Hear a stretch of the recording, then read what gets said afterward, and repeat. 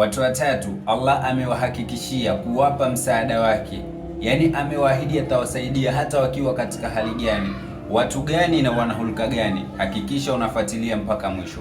Kasema Bwana Mtume Muhammad sallallahu alayhi wasallam, thalathatun haqqun ala Allahi aunuhum, watu watatu Allah amewahakikishia kuwapatia msaada wake. Kina nani? Kasema wa kwanza, almujahidu fi sabilillah. Huyu ni yule mtu ambaye kwamba anajitolea, anajipambania kupata radhi za Mwenyezi Mungu. Mtu kama huyu ambaye kwamba anajitolea, anajitahidi, anapambana ili kupata radhi za Allah, basi mtu kama huyu Allah amemhakikishia kumsaidia, yani atamrahisishia mambo yake.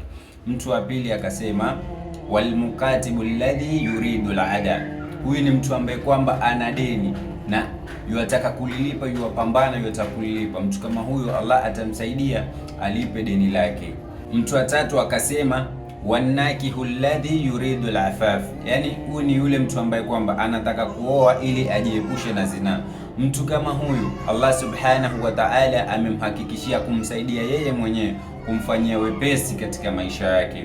Hasa wewe Muislamu, jiangalie uko katika hulka gani, hali ya kuwa ukiwa na hulka kama hizi, basi Allah subhanahu wa ta'ala amehakikisha kutupatia msaada wake.